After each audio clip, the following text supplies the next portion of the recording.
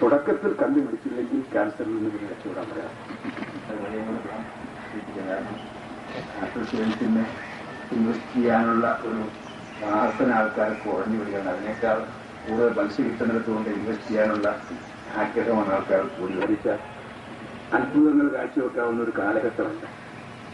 അതങ്ങനെയുള്ള വലിയ സാമ്പത്തിക പദ്ധതിയൊന്നും ഇല്ലാത്ത ഒരു സംസ്ഥാനമാണ് കേരളം. പുറംപൂച്ചിന് മാത്രം നിൽക്കുന്ന ഒരു ഗവൺമെന്റ്, ബാക്കി കാശൊന്നും കയ്യിലില്ല. അത് നാളെ ആര് വന്നാലും സാധിക്കത്തില്ല. അങ്ങനെയുള്ള ഒരു സാഹചര്യത്തിലാണ് കേരളം കടന്നുപോകുന്നത്. പക്ഷെ നമുക്ക് കാര്യങ്ങൾ നടക്കണം. കേരള ഡിറ്റക്ഷൻ സെന്റർ പോലുള്ള സ്ഥാപനങ്ങൾ ഉണ്ടാകണം.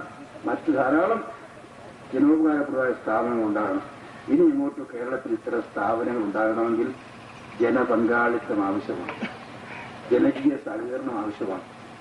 നല്ല മനസ്ഥിതിയുള്ള അതേ അവസരത്തിൽ കൈ അല്പം കാശും കൂടിയുള്ള ആളുകളുടെ എല്ലാം സമ്പൂർണമായ സഹകരണം ആവശ്യമാണ്. അങ്ങനെയുള്ള ധാരാളം ആൾക്കാരുള്ള സ്ഥലമായിട്ടാണ് കണ്ണൂരിനെ കുറിച്ച് എനിക്ക് പണ്ടുണ്ടായിരുന്ന ധാരണ. ആ ധാരണ തിരുത്തേണ്ട അനുഭവം ഇതുവരെ ഉണ്ടായിട്ടില്ല. അതുകൊണ്ട് അങ്ങനെയുള്ള ജനങ്ങൾ തീർച്ചയായും ഈ സ്ഥാപനത്തിന് വേണ്ട പ്രോത്സാഹനം നൽകും എന്ന് ഞാൻ വിശ്വസിക്കുന്നു. ഈ സെന്ററിന്റെ പ്രവർത്തന ഫലമായി കണ്ണൂർ ജില്ലയിലെ ജനങ്ങൾക്ക് വളരെ ഉപകാരം ഉണ്ടായിട്ട് ക്യാൻസറിന്റെ പ്രാരംഭ ദിശയിൽ തന്നെ ആ ഭീകരൻ കടന്ന് മറ്റെല്ലായിടത്തേക്കും വ്യാപിപ്പിക്കുന്നതിന് മുമ്പ് തുടക്കത്തിൽ തന്നെ കണ്ടുപിടിച്ച് പ്രതിരോധിച്ച് നശിപ്പിക്കാനുള്ള എല്ലാ സഹായങ്ങളും ഈ സെന്റർ നൽകട്ടെ എന്ന് ഞാൻ ആശംസിക്കുന്നു.